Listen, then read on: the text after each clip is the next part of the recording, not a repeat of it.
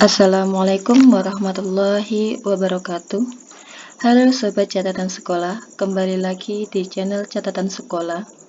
Untuk kali ini kita akan latihan soal dan pembahasan mengenai Tryout Ilmu Pengetahuan Alam tingkat SDMI tahun 2020 yang ketiga ya. Nah, sebelum saya lanjutkan, jangan lupa untuk tekan tombol subscribe untuk mendukung channel ini menjadi lebih baik dan berkembang ke depannya. Oke, langsung saja. Seperti biasa, nanti saya akan membacakan soalnya dan optionnya. Nanti selanjutnya, teman-teman bisa menjawab. Saya beri waktu 3 detik untuk menjawab. Dan setelah itu kita bahas bersama.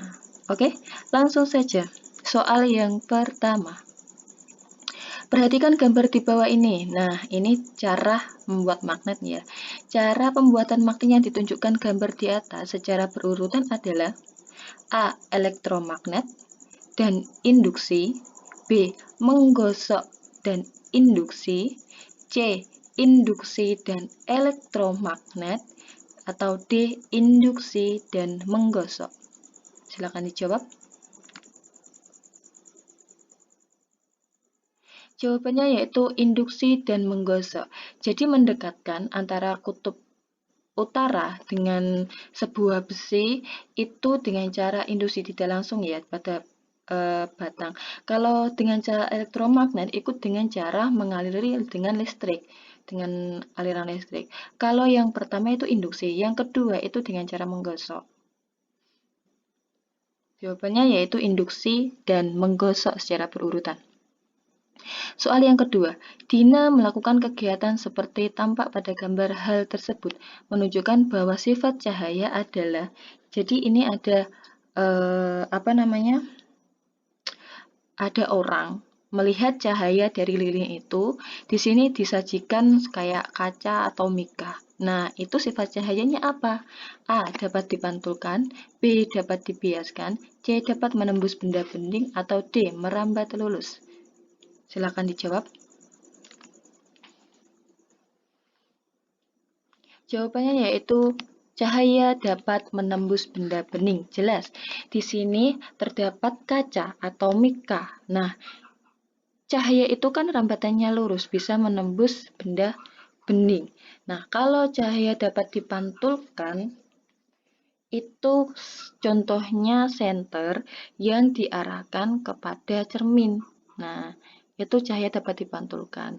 Nanti cahaya dapat dipantulkan. Kalau cahaya dapat dibiaskan, itu air yang ada di kolam itu terlihat dangkal. Jadi cahaya itu dibiaskan dengan baik. Kalau cahaya merambat lurus, itu seperti kita menyalakan senter. Seret. Seperti itu. Oke, paham ya? Nomor 3. Berdasarkan gambar rangkaian listrik di samping, jika sakral S diputus, maka lampu yang akan padam adalah, jadi disajikan gambar. Nah, ini ada sakralnya. Saklar S ini diputus. Mana lampu yang akan padam? A. L1 dan L2, B. L3 dan L4, C. L2 dan L4, atau D. L4 saja. Silakan dijawab. Jawabannya yaitu L3 dan L4. Jelas ya, jika S ini diputus, ini kan tidak bisa arus listrik. Arus listrik itu dapat mengalir dan menyalakan lampu jika sakarnya tertutup. Kalau sakarnya terbuka, jelas dia tidak bisa menyala. Sehingga di sini dari arah baterai ini, jika sakarnya dibuka, maka L3 dan L4 ini akan menyala.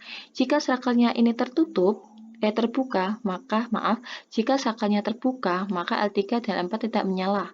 Jika sakarnya tertutup, L3 dan L4 menyala karena arusnya tertutup. Oke, lanjut soal yang keempat. Planet Ki memiliki ciri-ciri berada di luar sabuk asteroid, memiliki banyak satelit, dan merupakan planet terbesar dalam sistem tata surya. Planet tersebut adalah A. Venus, B. Merkurius, C. Jupiter, D. D. Uranus? Silakan dijawab. Ya, jawabannya yaitu Jupiter. Kalau kalian tidak menghafal ciri-ciri khusus dari planet tersebut, yang kita garis besarnya saja, yang ciri-ciri terbesarnya yaitu di sini, planet terbesar. Siapa? Apa planet terbesar itu? Ya jelas itu Jupiter. Kalau Venus itu bintang kejora. Kalau dilihat dari bumi. Kalau Merkurius itu terkenal dengan terdekat dengan matahari. Kalau Uranus setelah Neptunus. Setelah Jupiter, Uranus, baru Neptunus, baru Pluto ya. Kan sekarang Pluto tidak menjadi planet. Oke, selanjutnya yaitu soal nomor 5.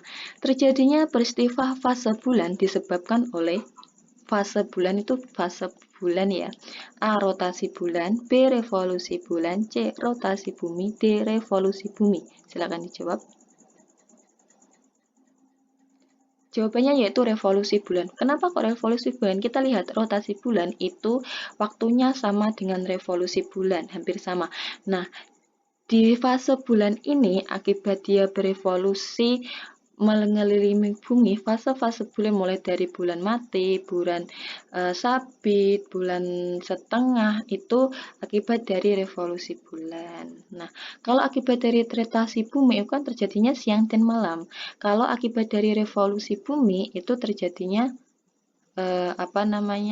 pergantian tahun. Oke.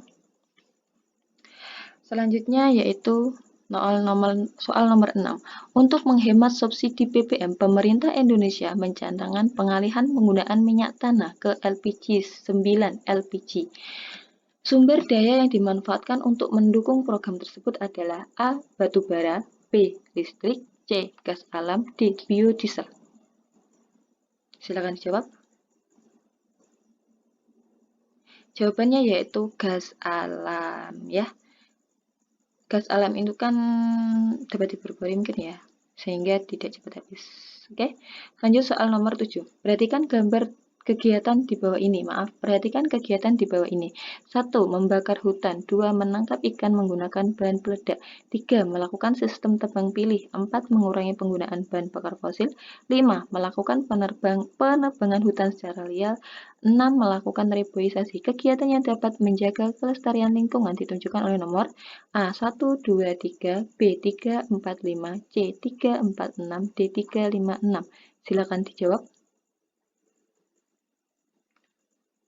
Jelas ya, ini jawabannya itu 3, 4, dan 6.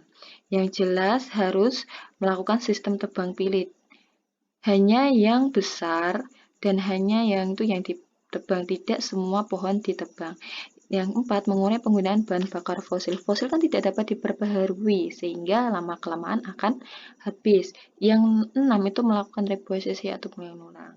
Oke, selanjutnya soal nomor 8. Nah, ini ada siklus hidrologi. Pada gambar siklus hidrologi atau siklus air tersebut, huruf A dan C menunjukkan proses A. Infiltrasi dan transpirasi, B. Transpirasi dan perkolasi, C. Evaporasi dan transpirasi, D. Presipitasi dan evaporasi. Oke, jawabannya yaitu evaporasi dan transpirasi. Jadi gini ya, di sini itu ada air laut yang menguap.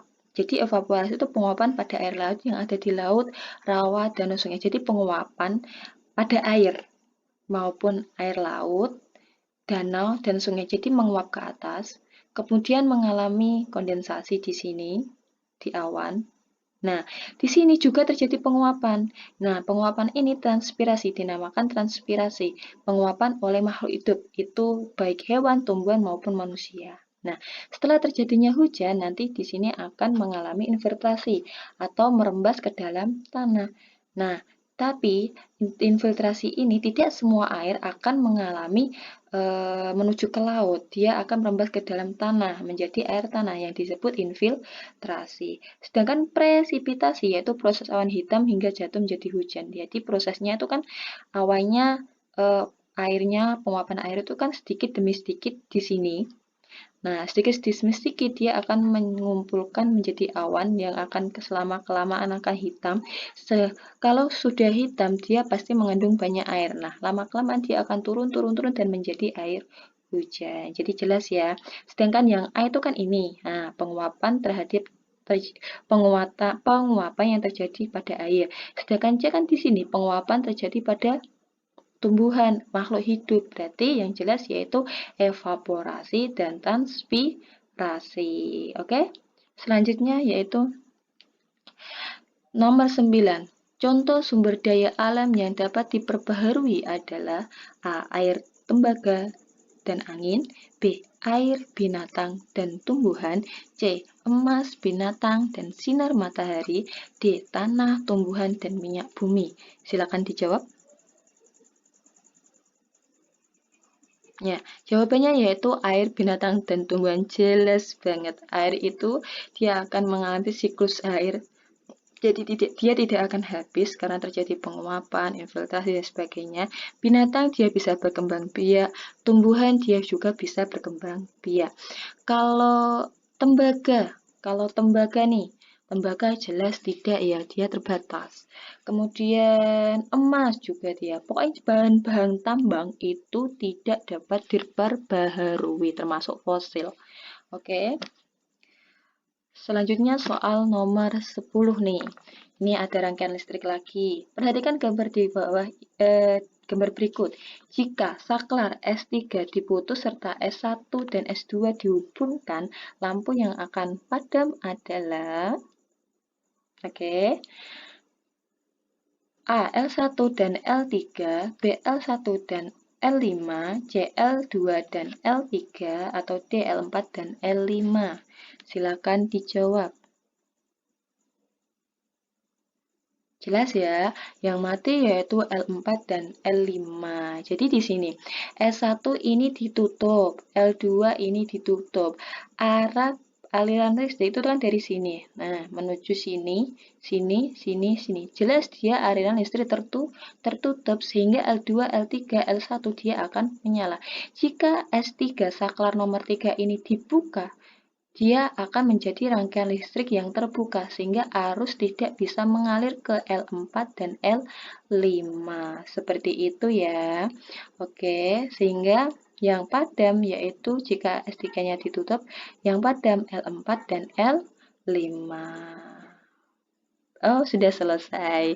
Terima kasih. Sebelum saya akhiri, jangan lupa subscribe, jangan lupa like, komen, dan share video ini ke semua sosial media kalian, sehingga banyak yang menonton, sehingga banyak yang bisa diambil manfaatnya. Oke, jangan lupa subscribe untuk mendukung channel ini menjadi lebih baik dan berkembang ke depannya. Terima kasih.